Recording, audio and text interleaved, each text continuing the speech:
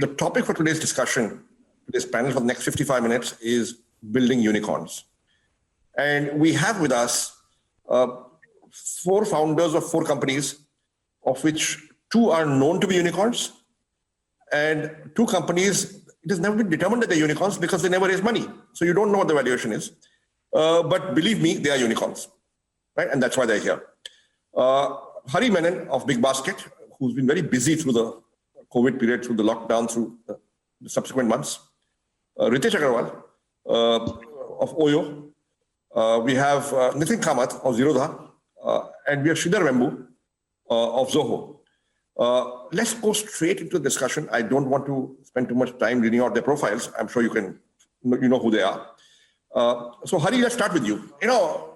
What did it feel when you first learned you were a unicorn, and or you heard the term unicorn? What did it feel like? Sanjeev, I must be very upfront. Actually, it didn't make too much of a difference to us, and I'll tell you why. Valuations is something we as a company, we as a group, we as co-founders always found that word very mystical, very mythical actually, never really wanted to optimize the business, right, based on valuations, right? That we were extremely clear on.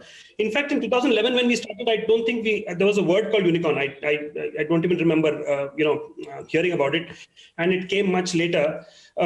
So that's one thing that we've never felt that a company, gets built, gets driven based on wanting to achieve the status of a unicorn, right? And you get there naturally.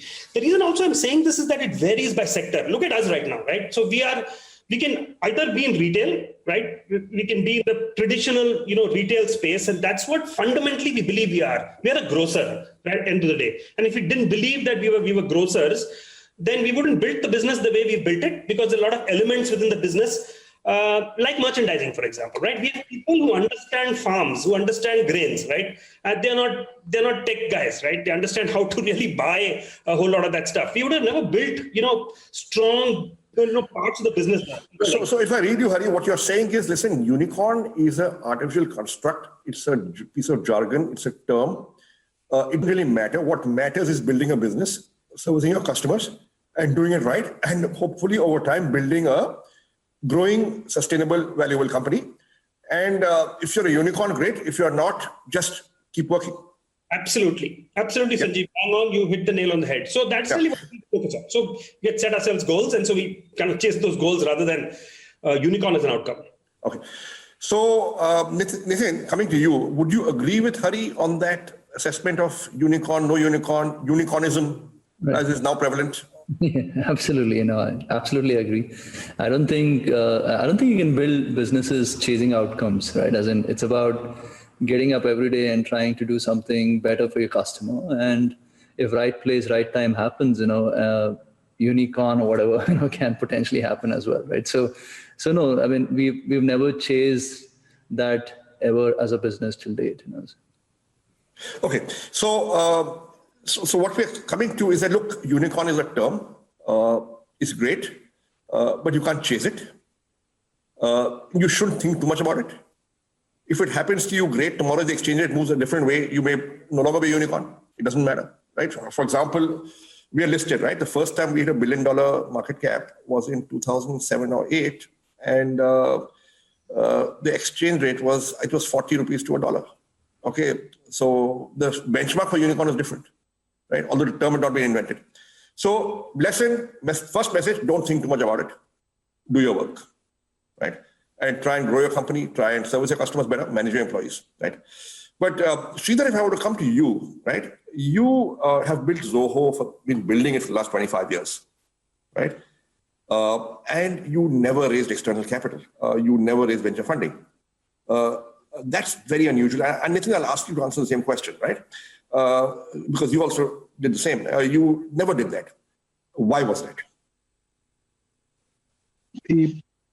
In the beginning, because nobody would fund us, that was early days of the internet, and it was not easy to get funding, actually. It's hard to believe now, but at the time. Then once we became profitable, I thought about it and realized that it's actually fun to not need funding, because then You don't have to answer to the VCs. You don't have to take it public, all that. So that is why it became. So when you needed it, it wasn't available to you. And when it was probably available, you didn't need it. Yeah, once it became available, or once we didn't need it, we didn't go look for it. That's all. But you must be chased by many people, right? Many people.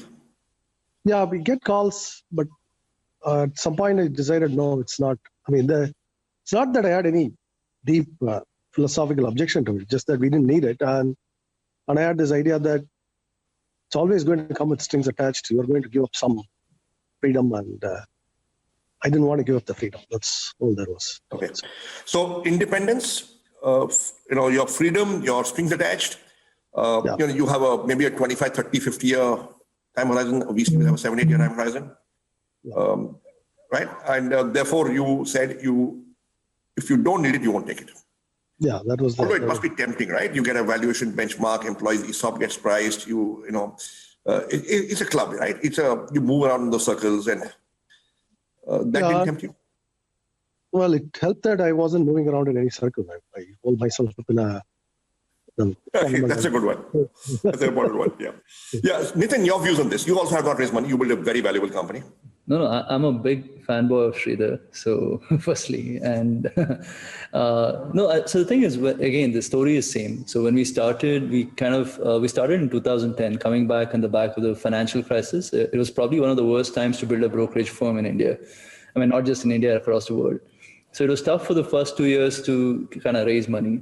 And then we turned profitable. And then I unfortunately or fortunately, I moved in the circles, right? But then one of the learning experience of moving in the circles was figuring out almost the obligation that money brings on the table. And what we realized was that as a business, our moat is really how quick how nimble we are as a business. I mean, and also how customer first we are, right? And one of the things in financial services I've realized is what is good for the customer is rarely ever good for the business, in the sense, right? And if you want to kind of build a business, selling cards, credit cards, more loans, get people to trade more. I mean, so if you start chasing revenue and growth, you end up becoming like everyone else, right? So today our moat is that we actually tell our customers not to trade.